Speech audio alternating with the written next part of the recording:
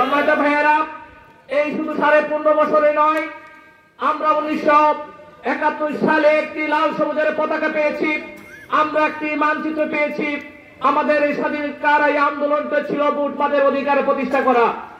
আমাদের এই স্বাধীনতার আন্দোলনে ছিল আমাদের অধিকার প্রতিষ্ঠা করা।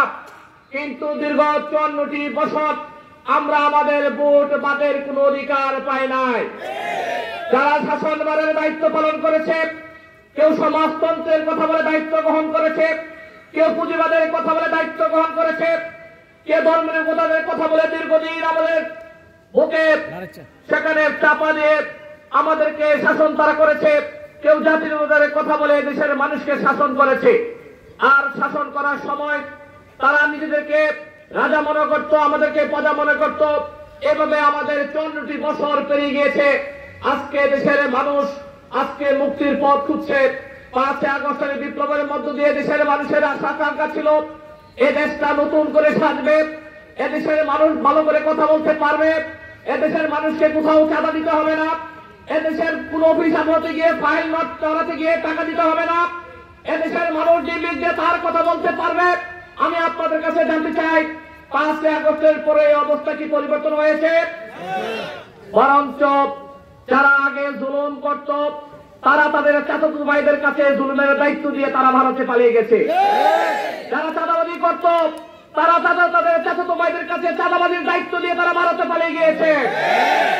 যারা মানুষকে নির্যাতন করত, টেম্পো স্ট্যান্ডে চাঁদা আদায় করত, তারা তাদের চাচাতো ভাইদের কাছে দায়িত্ব দিয়ে তারা ঢাকাতে আলিশান বাড়িতে সেখানে বাসা বাড়িতে তারা থাকে।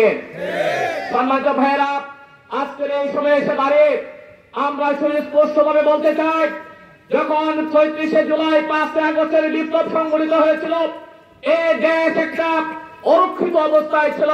এদেশের নিরাপত্তা ছিল না, আইন শৃঙ্খলার চরম অবনতি ছিল। মন্দিরগুলো, বৌদ্ধদের মঠগুলো, খ্রিস্টানদের গির্জাগুলো, সেদিন জামাত ইসলামের কর্মীরা সেদিন আমিরে জামাতের নির্দেশ অনুযায়ী পাহারা বসেছিল। ঢাকার ট্রাফিক ব্যবস্থা ভেঙে পড়েছিল, ছাত্ররা ট্রাফিক ব্যবস্থার দায়িত্ব পালন করেছে। আমরা লাগাতার প্রায় 5 থেকে 10 দিন আমরা ট্রাফিকদের যাবতীয় খাবারের ব্যবস্থা আমাদের পক্ষ থেকে করা হয়েছে। এত জুলুম নির্যাতন করার পরে যারা আহত হয়েছে তাদের চিকিৎসার দায়িত্ব কেউ নেয় নাই। তখন জামাতের আমিরের নির্দেশে আমরা তাদের চিকিৎসার দায়িত্ব আমরা গ্রহণ করেছিলাম। শহীদ পরিবারদেরকে প্রত্যেককে 2 লক্ষ টাকা করে প্রদান করা, তাদের পরিবারকে দেখভাল করার দায়িত্ব জামাতের আমিরের নির্দেশে আমরা দায়িত্ব পালন করেছিলাম। এভাবে আজকে আমরা যে সমাজ কায়েমের স্বপ্ন দেখি, আজকে সময়ে এসে দাঁড়িয়ে এই কথা স্পষ্ট হয়েছে, 54 বছর যারা আমাদেরকে শাসন করেছে, তারা রাজা বলে গিয়ে তারা আমাদেরকে প্রজা মনে করেছে। আমাদের অধিকার তারা আমাদেরকে দেয় নাই, আমাদেরকে কথা বলার অধিকার আমাদেরকে দেওয়া হয় নাই, আমাদের ভোট দেওয়ার অধিকার আমাদেরকে দেওয়া হয় নাই।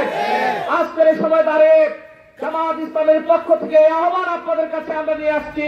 আমাদের আমির জামাতের পক্ষ থেকে এই দেশটাকে যদি আমরা সত্যিকার অর্থে ভালোবাসি, এই দেশের মাটি মানুষকে যদি ভালোবাসি, পৃথিবীর এমন একটা দেশ দেখান যে দেশটা এত সুন্দর, সবুজ শ্যামল শস্যে ভরা এই বাংলাদেশ, অথচ এই দেশটাকে কারা পিছিয়ে রেখেছে। আজকে আমাদের এমএটিএস যোদ্ধাদের টাকা দিয়ে দেশটা চলে, অথচ এমএটিএস যোদ্ধারা যখন বিমানবন্দরে আসে তাদের সাথে 3য় শ্রেণীর কর্মচারীদের মতো আচরণ করা হয়। আজকের এমএটিএস যোদ্ধাদের ভোটাধিকার নেই।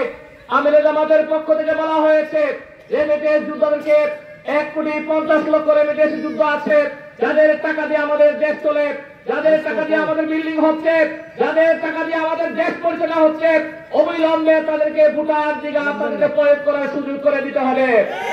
সম্মানিত ভাইয়া, তাদের নিরাপত্তা নিশ্চিত করতে হবে, বিমানবন্দরে তাদেরকে হয়রানি করা চলবে না।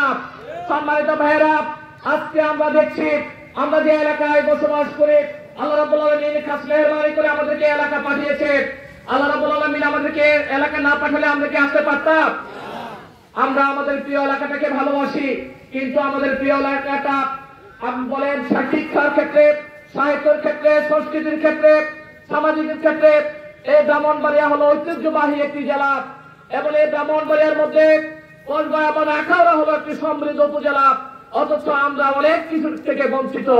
আমাদের শিক্ষা প্রতিষ্ঠানের দিকে তাকান, আমাদের এই 55 বছর আমাদের রাষ্ট্র ব্যবস্থাকে ভেঙে চুরমার করে দেওয়া হয়েছে, আমাদের সামাজিক অবস্থাকে ভেঙে চুরমার করে দেওয়া হয়েছে, আমাদের আইন শৃঙ্খলা বাহিনী তাদেরকে রাষ্ট্রের সেখানে কর্মচারীর হিসাবে রাষ্ট্রে তাদের দায়িত্ব পালনের কর্তা ব্যক্তি হিসেবে পরিচালনার অভাবে পরিবর্তে তাদেরকে দলীয় কর্মী হিসেবে পরিচালনা করার কারণে আইন শৃঙ্খলার যেভাবে উন্নতি হওয়ার কথা ছিল সেভাবে উন্নতি হচ্ছে না।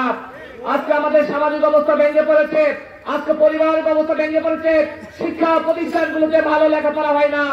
আজকে থেকে 20 বছর আগে যে অবস্থাটা ছিল, লেখাপড়ার যে ফ্লোটা ছিল, শিক্ষা প্রতিষ্ঠানগুলো যেভাবে লেখাপড়া হতো সেভাবে আজকে লেখাপড়া হয় না। শিক্ষা প্রতিষ্ঠানের শিক্ষক যারা তারা নেতাদের পিছনে পিছনে ঘুরে নেতাদের পিছনে গিয়ে চাষ করে বসে থাকে। তিনি কিভাবে শিক্ষা প্রতিষ্ঠানে ক্লাস নেবেন? তিনি কিভাবে ছাত্র গড়ে তুলবেন? আবার ছাত্রদেরকে কারো হাতে হুন্ডা দিয়ে, কাউকে মদ দিয়ে, কাউকে ইয়াবা দিয়ে আমাদের তরুণ ছাত্র সমাজকে ধ্বংসের দ্বার নিয়ে দেওয়া হচ্ছে।